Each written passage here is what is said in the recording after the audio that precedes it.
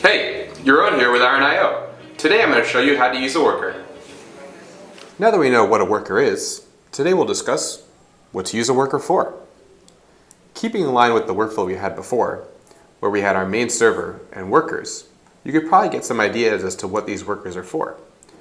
We here at Iron like to believe that there are tasks that can be done asynchronously and in the background that don't really affect anything that's real time. A good example of those are processing of images, or maybe even processing emails and sending those out to your clients. A great example that I really like to use, Instagram has this cool thing. So what happens is you take a photo. You're happy, you're sitting here hanging out, and you want to share the world that, hey, look at my world travels. Next thing you do is you'll add some filters. Try to be all artsy. Once that's done, maybe you'll say, hey, you know what? This is what I want to do. I want to throw some hashtags out there. Blah, blah, blah. Look at me. Friends, friends, friends. And then you're done. And you're ready to post. So, now, what happens? Well, what happens on Instagram's end is you're taken back to your home screen. So, on your home screen, you have this little tiny image of you, or your photo, I should say. And the rest of the photos are still here, just like your feed. So you can still go in and like these photos, while your photo right here is loading. This photo is being processed in the background. What happens is, once you post this photo, Instagram doesn't instantly plug it into your feed. That's not what it does. Instead, this is what actually happens. You click Post,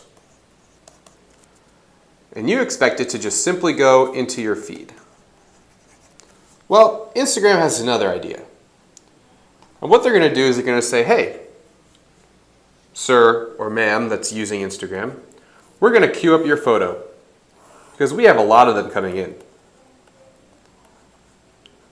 And they are going to have this cool little thing called a worker or a consumer or whatever it is they want to call it.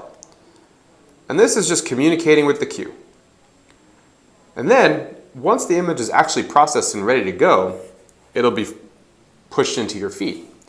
So while you think this is happening right here, in reality, what's actually happening is that Instagram is using an asynchronous process in the background to queue up the photos that a user is sending over, and then having a worker actually process those images and then plug them into the feed once they're done.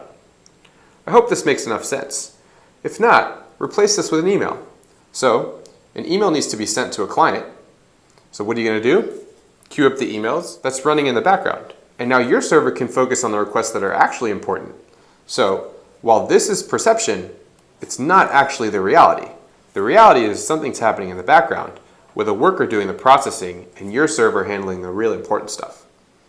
So while I don't know what Instagram actually does, my assumption is that there's something going on in the background to help them process these images. And this is just an example of what it could be. And that's what you'd use a worker for. Be sure to check out some of our other awesome videos. I'm Yaron. Thanks again for joining us.